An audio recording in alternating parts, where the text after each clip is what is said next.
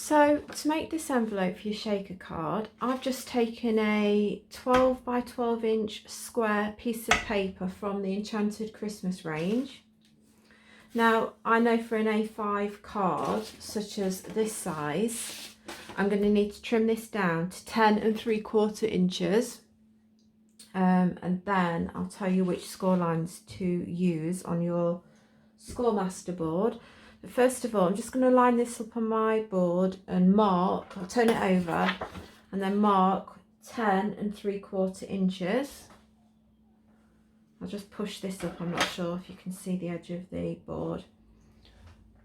And you see that, so there we've got 10 3/4 inches. Should just mark that there. And then turn it around and do the other side. Line it up. Want it as precise as possible. 10 3/4 inches. So I'm just going to trim that on the guillotine. I'll bring it over. Clang, clang, clang. So again, just run the pencil mark here, make sure it's on your blade, lined up, make sure this is flush to the top, slam it down. And again, do the same with this one, pencil mark right flush with the edge here, not the blade, the side, sorry. And again, push this up here, and there we have it, our 10 3/4 inch square piece of paper for the envelope. Pick this one because, as you can see, it blends in beautifully with the cards. Okay, so I'll get my Scoremaster board. I'm going to use the pointy end, which is this one here. So I'm going to push this flush, so where it's got a number 1, make sure it's nice and snug in there. And I'm going to use, for this size card, I'm going to use H and M. So we'll do the H's first. So just run that down gently. Try not to do it too hard because I have, in error before, tore through the paper. So now we've done this side, we're going to go to the opposite side here. So just turn it around, go to the opposite side and find H again. Okay, and now we're going to do these two here. So again, position 1 here, find M, bring it down, go to the opposite side, again position 1, find M, and there we have it. So we're done with the board now, so I'm just going to turn this over, and can you see these pieces here? I'm going to cut those out. So if I grab my small scissors,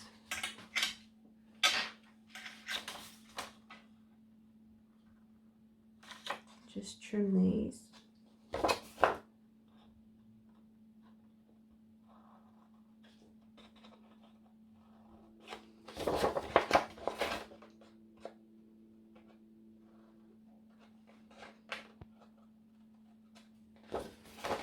This one. Okay, so now we can burnish these. Light mark there, so I'm going to look for an eraser that I did have, but I would have got rid of that quite easily. This is my craft drawer where everything should be that I need to hand.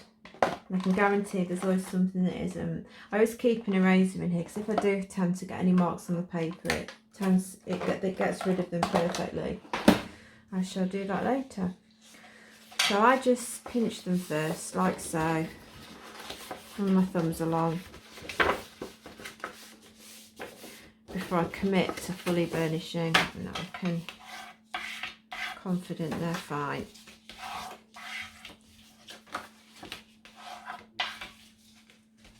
And just bring that on in.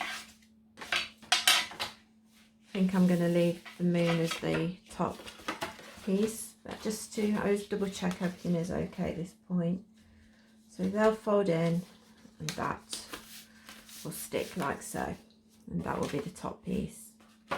Okay, So I'm going to get a tape pen, and this is the piece you want to tape, so just stand sides.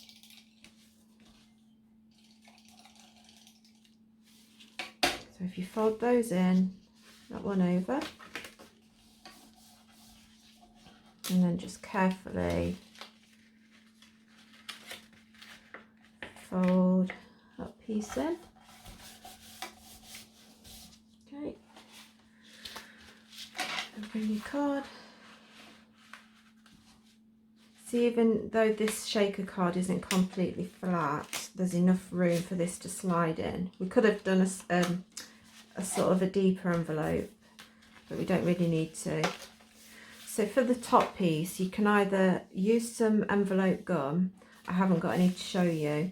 Or if you want to send it to somebody, obviously without sticking it, I would just get some double-sided tape, like red tape, stick it on, but obviously leave the covering so that whoever receives it can stick it themselves, because you might be making these to sell, not just necessarily give as gifts.